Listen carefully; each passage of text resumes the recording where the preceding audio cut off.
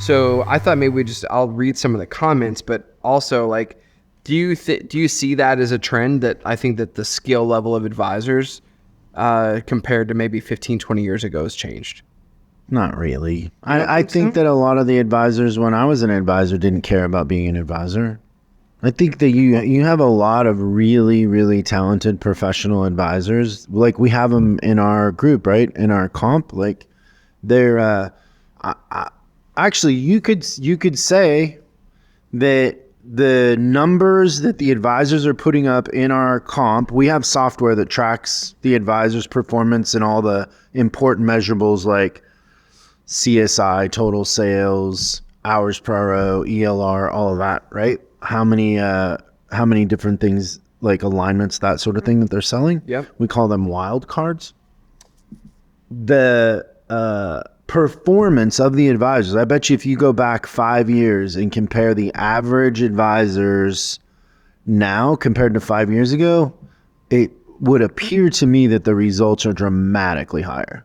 Yeah, I remember we had one advisor that we called the GOAT, and his numbers were way, way ahead of everybody else's. And even currently, we have 2 or 3 people that actually hit that on a regular level. Whereas opposed to where back then it seemed unobtainable. Yeah. Okay. And now like the average performance of advisors in our composite is way up. And so I think that the professionalism and the talent has gone up. I think you're always going to have an element of bad management that allows entitlement and that doesn't create an environment where those sort of advisors have to perform or go away. But I think that's existed since the beginning of time. Yeah, which supports our first comment on this. This is from Barry.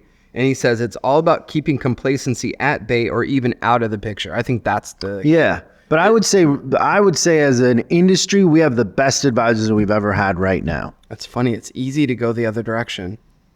Because I feel like... there's so many advisors that are so good and so professional and Yeah.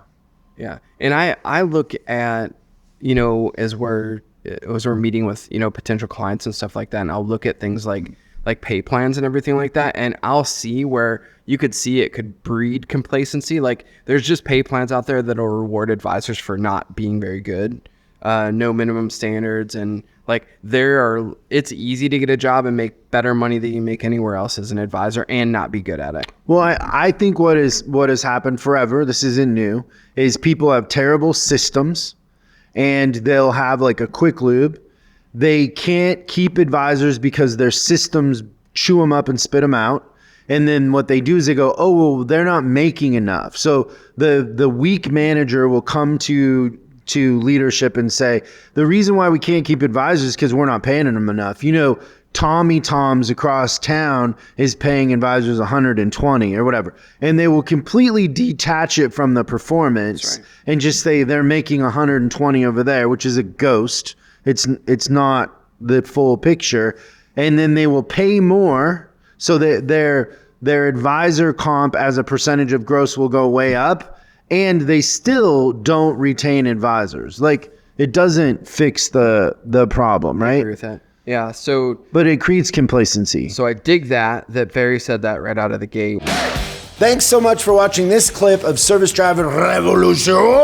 We're uploading new stuff every day, so make sure you subscribe and click the bell icon so you don't miss out. If you have a question you'd like us to answer on the show, call 8333-ASK-SDR and we'll answer your question on the show. That's 8333-ASK-SDR. For special deals on our books and training, head over to offers.chriscollinsinc.com. Now that's offers.chriscollinsinc.com. I'm Chris Collins, and I'll see you in the next video.